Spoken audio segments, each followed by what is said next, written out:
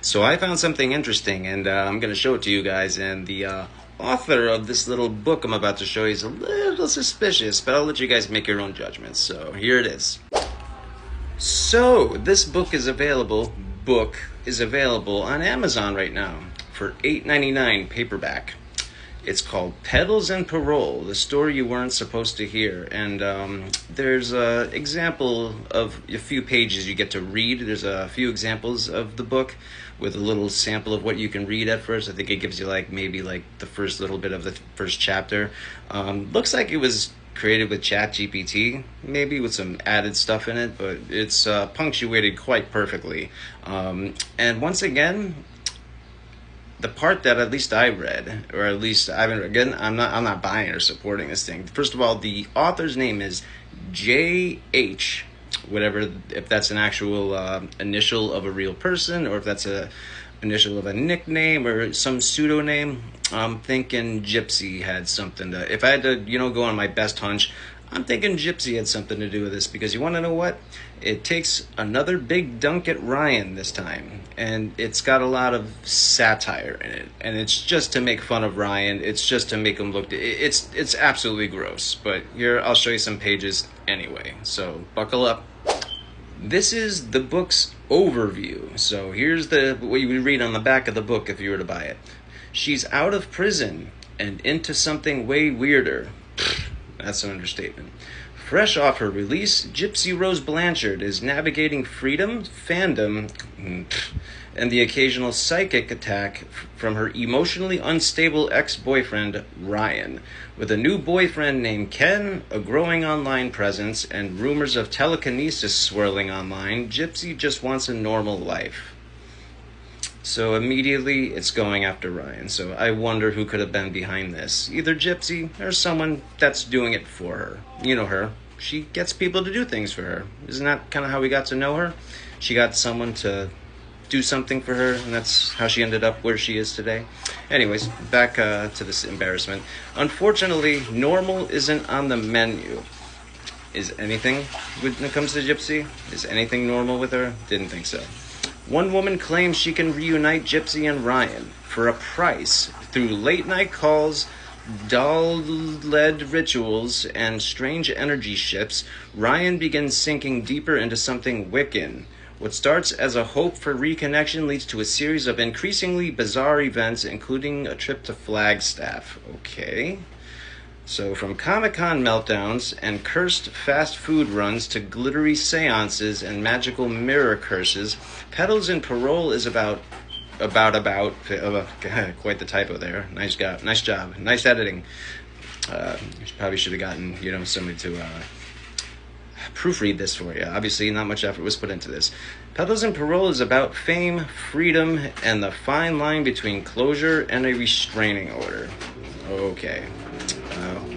Hopefully that's Ryan getting one on Gypsy, not the other way around. Part tabloid fever dream, parts supernatural satire. This is the story you weren't supposed to hear. Yet they wrote it anyway, so we'll let that be what it is, I guess, and take that however you want.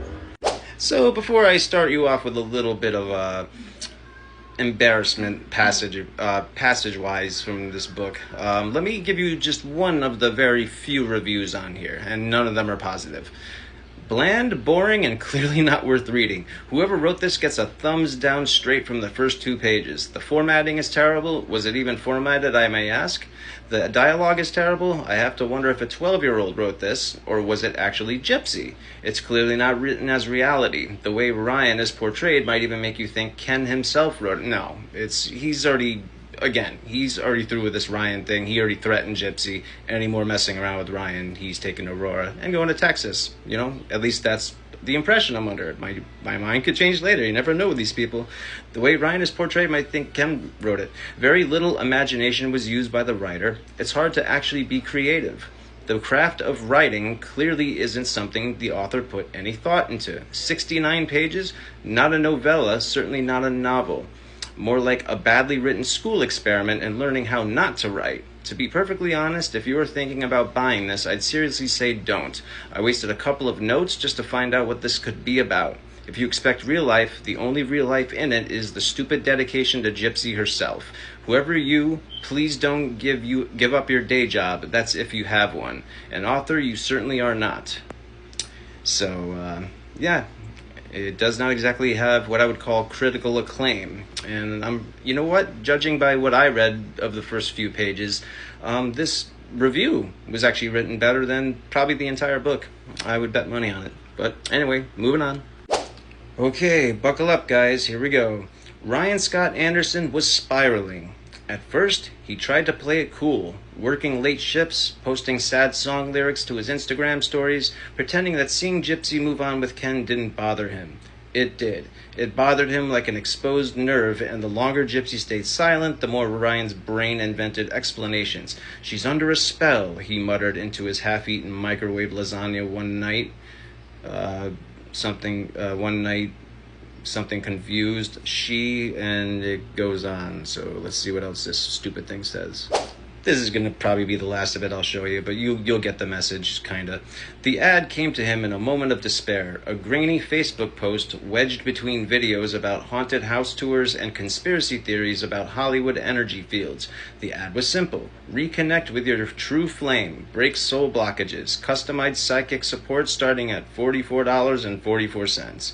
At the bottom, a blurry photo showed Stacy Hahn, a woman with heavy black eyeliner, a sequined shawl, and a background full of porcelain dolls arranged on a velvet something.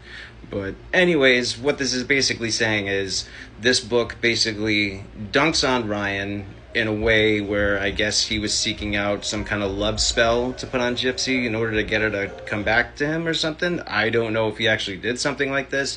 I know there's people that promote stuff like this. I know that there's people that exist that believe in this kind of thing, and I'm not getting on anyone's case on whether you believe in this medium kind of stuff or love spells. But it's just the way the book is written. It's just to basically make Ryan look like a desperate guy that can't get over Gypsy, that he's willing to go to these bizarre lengths in order to try to get her back, even through witchcraft. I guess that's basically the narrative this is going for. So basically, this is an anti-Ryan book plus witchcraft, if I had to put it in short. So that's about it. That's all that was really available to read. There was a little bit more, but it was just a whole lot of dialogue between Ken and Gypsy, doing stuff around the kitchen or something. It was just something really bland and boring, nothing worth reading. It wasn't until they got to that medium part, the part I just read, that kind of showed me where this was going. And I'm pretty sure it's just, 60, someone wasted, I don't know. Well, if you got ChatGPT to write this, they probably didn't waste much time at all. But the fact that they went through all the trouble to actually publish this and actually put it on Amazon and go through that whole ordeal is just grandstanding, just to take a stab at Ryan. When this was put out, I don't exactly know. When this was written, I have no idea. But once again, it's just like, didn't Gypsy make that apology video? Didn't she, do all this stuff saying that what I did with his medication post and all that stuff was below the belt? It's just like, what is she doing? Like, she's just making herself look worse with stupid stuff like this. Seriously. And is that supposed to be Gypsy right there in her, old jail gear? Did she write this in jail? Did someone else? I don't know. I don't have the background on this. I don't even know if anyone's ever covered this yet. I just ran into this through, I think, one other creator's, page or something like that. They had pictures of this, and it showed, basically the excerpts that I showed you. But, Jesus, my God. It's just like the lengths that Gypsy's willing to go just to take some sort of immature stab at Ryan is just grandstanding. Like, why won't you just leave this man alone? It's just like, and secondly, if somebody is hurting and they're not getting over a situation and, you've caused this person harm, really, this is the way you treat them after everything you've done to this person?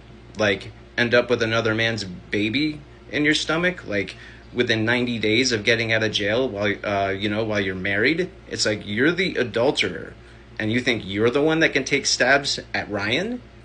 You have absolutely no merit or basis to do that. You have absolutely forfeited any sympathy that you, and I mean, I don't think you could have had any sympathy at all in this. There's nothing to be sympathetic towards. The guy didn't abuse you. The guy loved you, and the guy was dumb enough, like you said, to fall in love with you, a POS like you. Well, if people didn't believe that you were a POS, maybe this book will help people believe that, because you want to know what? That's the only thing you said that was truthful about yourself, Gypsy. So you want to know what? I agree. I am very sorry that he fell in love with a POS like you.